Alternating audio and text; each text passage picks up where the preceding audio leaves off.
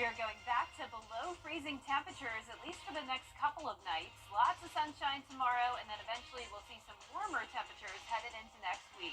I'll have all the details on your forecast coming up. Right now on News Channel 6 at 10, giving to those in need. What the Grovetown Police Department is doing to help its counterparts in North Carolina. Plus, what North Augusta officials' plans are for the funds from the American Rescue Plan Act. We'll have those details ahead. And the Augusta Canal in need of repairs. We're going to have updates on the plans and the cost as Your News at 10 starts now. Live from Television Park, this is WJBF, News Channel 6 at 10 on MeTV. Good evening, everyone. I'm Jenny Montgomery. I'm Brad Means. Thanks for joining us. Coverage you can count on begins with highlighting one of our local police departments. They're giving back in a special way this holiday season.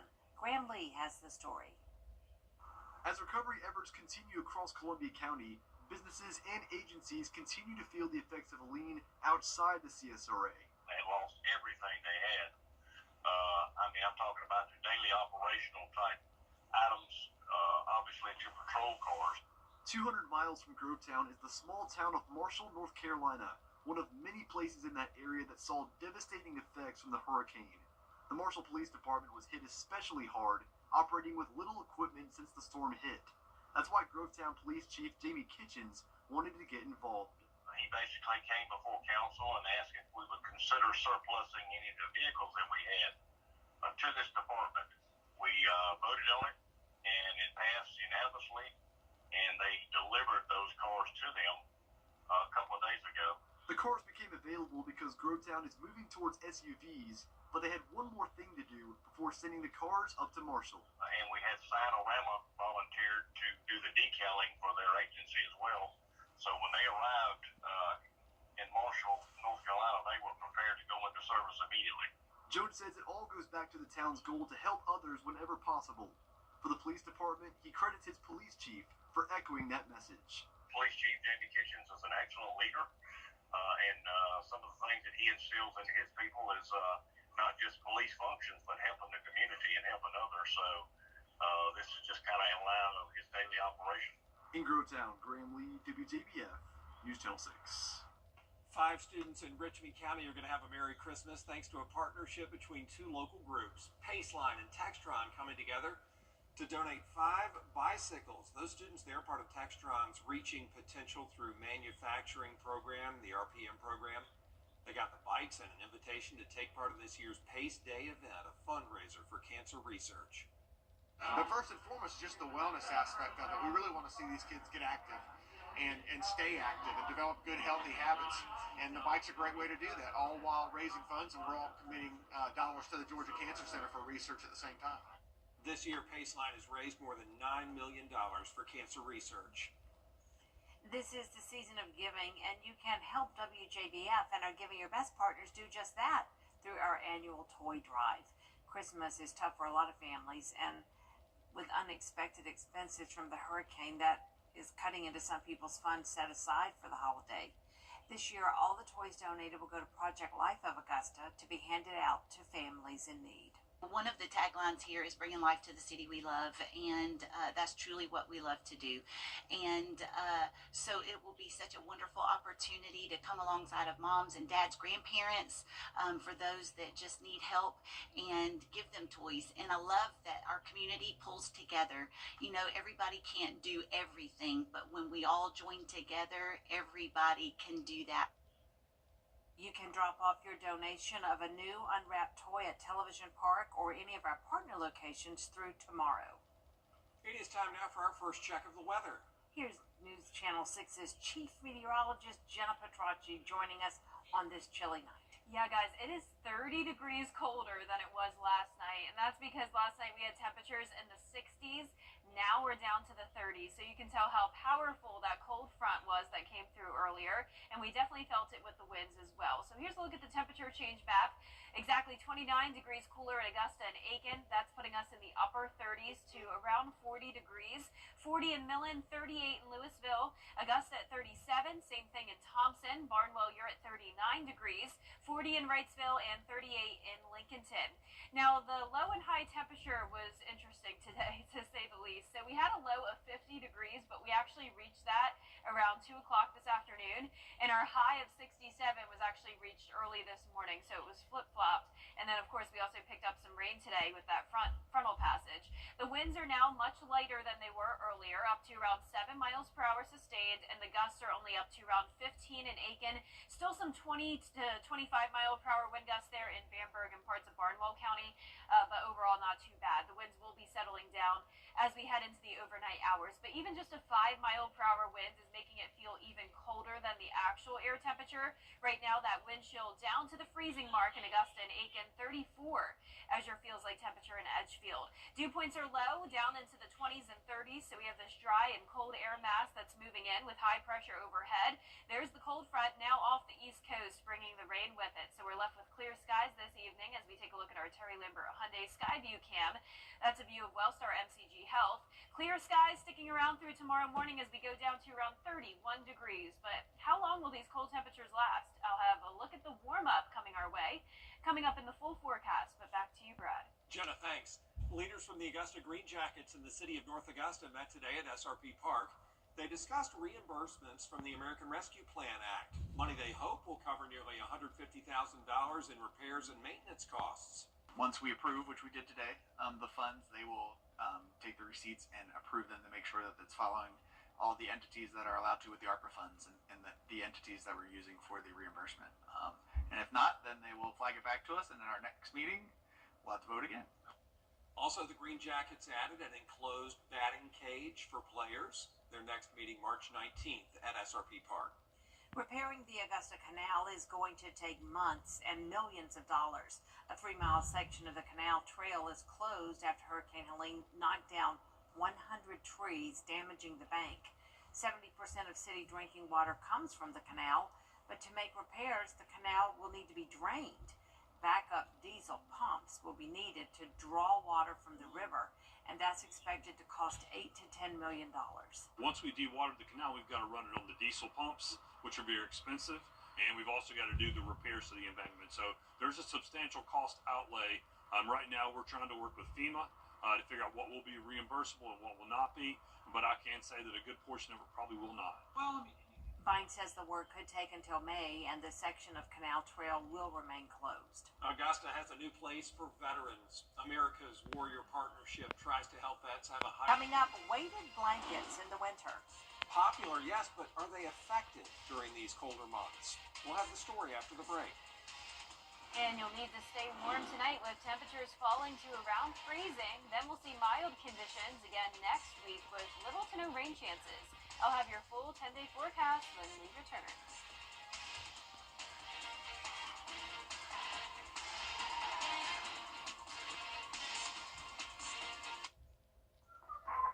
Thurman High School. Get tickets now at WJBF.com/orderbowl. Yeah, he's due for a little upgrade. It's time for an update. Time for a change.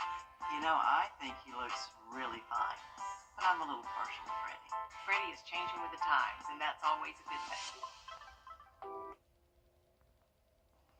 Now, your most accurate forecast with WJBF Live 5/6. Welcome back. Today I visited W.S. Hornsby Middle School and spoke to this great group of 6th grade students. They were fantastic. They were very engaged the entire time. And 6th grade is very special to me because I get to show them a video of when I was in 6th grade doing a pretend weather report. And I also always show them my 6th grade yearbook where it says that I wanted to be a meteorologist when I grew up. So I always relate to the 6th graders with that. And they were just so sweet, and they did a great job at the end coming up and pretending to be meteorologists and presenting their forecast. So thank you so much to W.S. Hornsby for having me. Definitely hope to see you guys all again sometime. Here's a look at our Terry Lambert Hyundai Sky View Cam now in Burke County. We have clear skies and chilly temperatures. We're sitting at 37 degrees, west wind of 7 miles per hour, dew points in the upper 20s. Winds are sustained up to around 10 miles per hour, and the gusts are currently up to 18 in Barnwell, 22 in Bamberg. But overall, the winds are starting to settle down. Cold front is now well off the coast. Rain still up towards New England, and then over towards the Midwest, some snowfall. For us, we have completely clear skies, though, across the southeast pressure in control. Temperatures are pretty much chilly everywhere, but not nearly as cold as it is in Minnesota. -3 degrees and 2 degrees next door there in Bismarck. So we'll take the 30s and 40s. That's what we have here across the CSRA. Now tomorrow morning we will drop a little bit more down to around 31 to 32 degrees in Augusta, most areas in the low to mid 30s. But with the wind, even up to just 5 to 10 miles per hour, the wind chill will be down to around 24 to 26 degrees. So bundle up tomorrow morning, and you'll want to keep a jacket with you throughout the day. Notice we're only getting to around 54 degrees by the 2 o'clock hour. Now, winds will at least be much later tomorrow, though. So on our futurecast tomorrow at 6 a.m., clear skies with the northwest wind. High pressure moves up the east coast, and then we'll have more clouds coming in by Friday afternoon. So a pretty cloudy Friday, but not expecting any rain. By Saturday morning, maybe a few sprinkles, but for the most part, your weekend does look dry. I'm expecting a few more showers, though, Saturday night into Sunday morning, as temperatures will eventually rise back up to the mid-30s on Saturday morning, and then some mid-40s as we go into next week. Now, the highs are going to be back into the mid to upper 60s for that third week of December, all across the south. So we're definitely going to get a taste of some warmer weather once again, but this is just a brief cold snap for us. Average low is 38, and we'll be around 8 degrees below that. Highs tomorrow will be in the low to mid 50s, so we're around 10 degrees below that. Our 10-day forecast showing a partly cloudy sky pretty much every day, mostly cloudy by Sunday with a 30% chance of rain in the morning. We'll be back to 60 degrees at that point, and then next week mid to upper 60s with not much rain in the forecast. All right, looks good, Jenna. Thanks. Well, during these chilly months, weighted blankets can be a popular choice to cozy up and get warm. Some people say the added pressure helps them relax and get to sleep faster. Research is limited, but scientists say the blanket's weight may calm the brain's fight or flight response. Experts say people with sleep apnea, sleep-related disorders, or respiratory problems should check with a doctor before using a weighted blanket. Coming up on News Channel 6, lawmakers meet to discuss the annual defense bill. How will the funds be used? We'll tell you when we return.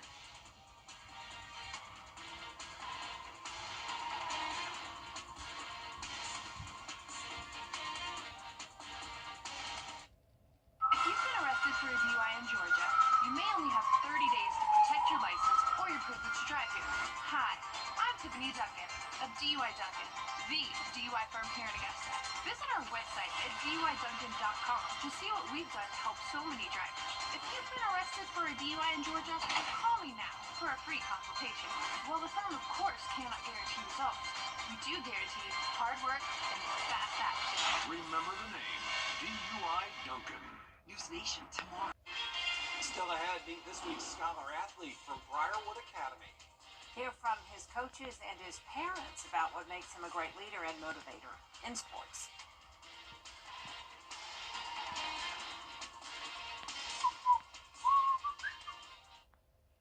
Remember those in need this holiday season with the WJBF News Channel 6 Giving Your Best Toy Drive. Your donated toys will go to Project Life Augusta. Just drop off your new unwrapped toy at WJBF News Channel 6 or these Security Federal locations. And we thank you for giving your best this holiday season. The WJBF News Channel 6 Giving Your Best Toy Drive is brought to you by Piedmont Augusta, Security Federal, and Science Co. Augusta is a name.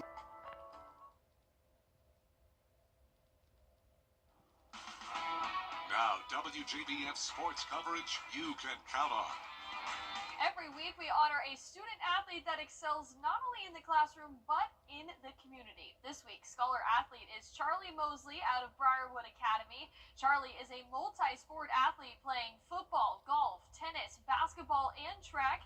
He's played varsity football all 4 years and has earned multiple accolades throughout his career. He's been named defensive and offensive MVP, all-region and all-state. During his sophomore year, he was named defensive MVP and all-region in basketball. Then on the track, he was also named the state champion in discus as a junior. In the classroom, he earned the Presidential Educational Excellence Award in his first 3 years of high school. He's also a member of the National Honor Society, Kindness Club, and the Fellowship of Christian Athletes. And although he suffered a leg injury, he's still seeing the positives on his recovery. It's been great. You know, there's a lot of like tough times that you have to learn from and stuff. And so it really builds you as a person. Troy's a leader. He's grown so much in so many ways, but the main point was leading. He loved the game of football, and he dedicated his life to it. And this injury it's hard, but he's going to, with his work ethic and his determination, something good's going to come out of it. You just gotta keep your priorities straight, and you just study when you get home from practice, I guess. He stands taller than most anybody else. He's going to try. He's going to always have a positive outlook regardless of how he plays. He shows up ready to play. It's been fun to watch him grow. He's always had so much fun in everything he does. Classroom, sports, and so he just makes everything more fun. Troy's always got a smile on his face, but he knows what he wants. He wants to do the right things, and so that pushes him to do the right things in and off the field. It's a very positive influence on all the players he's around, all the smaller kids, all his classmates, and his family. He's just never had a chance to really think about himself. He's really always put other people before himself. I'm very honored. I'm surrounded by a lot of great people, and I'm just very thankful for the opportunity. Charlie, on behalf of Jim. And congratulations to Charlie Mosley on being named this week's Scholar Athlete. And South Aiken football star Javon Edwards held a special signing day at the Media Center. Friends and family gathered around to support him as he takes his next step in his college career. The senior had a breakout year, rushing for over 2,400 yards. He averaged 224 yards per game, scored 28 touchdowns, and had 293 carries. The Coastal Carolina commit and is also excited for the future ahead. I wanted God to lead me to where I was going, and he did that, and I was very patient. It wasn't easy. I prayed about it a lot, but it came my way. God, of course, my family, all my family, my dad, my mom, close family, my brothers, my first cousins, aunties, uncles, coaches, trainers, anybody I can think of off the head. I know it's a lot. Carl, big Carl back there, my teammates. Everybody. And the SEC 16 head coaches unveiled their football postseason awards. South Carolina quarterback Lenora Sellers was named the Freshman of the Year. The quarterback threw for 2,274 passing yards and 17 passing touchdowns. South Carolina edge rusher Kyle Kennard was named the SEC Defensive Player of the Year with an SEC conference leading 15.5 tackles for loss. In addition, Georgia's Jalen Walker received the Collegiate Butkus Award presented to the nation's best linebacker this season. He had 57 tackles, 10.5 for loss, and 6.5 sacks. That'll do it for sports. We'll be back. The death of a loved one can be. And last but not least, an engagement ring almost lost. And now a young Ohio couple is thanking the Cleveland Fire Department for rescuing the one-of-a-kind ring. Tino Bovenzi has the story. November 24th was a day to remember for Lakewood's Corey Berbitsky and Nikki Mack. Not just because it was the day for the couple's engagement photos, but because a major crisis was averted. There was something on my pants. My fiance, Nikki, she reached down to wipe my pants off, and we heard the little tink sound. And next thing we know, saw the ring in the sewer. The couple's ring is one of a kind. It's a blend of precious stones from both of their grandmother's rings. Something they had to get out of this drain. I wanted to be able to have the ring symbolize just the meshing of our families. Berbitsky says the couple did the only thing they could think of, calling the Cleveland Division of Fire for help. You can see like the diamond of this ring just like sitting there. But it's kind of sitting up to where this, we'll be able to get it. Fire Station 30 Lieutenant Jeff Homan says he, Nick Palmer, and Zach LePew quickly came up with a plan to recover the ring using a long metal wire with a hook typically used to unlock car doors. The couple's photographer, Emily Ruth, documented the whole process. They were super happy, super appreciative, and they had a photographer there, and they're like taking pictures of us the whole time while we're doing it, so it was kind of funny. She was much calmer than me. The fire department were extremely helpful in just keeping everyone calm, and they showed no panic whatsoever. whatsoever. Did you guys get an invite to the wedding? No, not yet. I'm waiting. In Cleveland, Tino Bovenzi. Oh, thank goodness they found it. Yeah, and that's going to make for such a memorable engagement shoot now. It's so cool they took photos of them getting Right. ready. Yeah, that was smart with the photographer. Yeah, might good as well job. try to make it fun. Well, our 10-day forecast showing the cold temperatures for now. We're going down to 31 tonight, high of 54 tomorrow, 30 on Friday morning, and then we're back into the 60s for highs on Saturday and Sunday, a few morning showers on Sunday. And then next week it will be dry, just a mix of sun and clouds, warming back up into the upper 60s, but then another big cool down back to the 50s next Thursday. All right.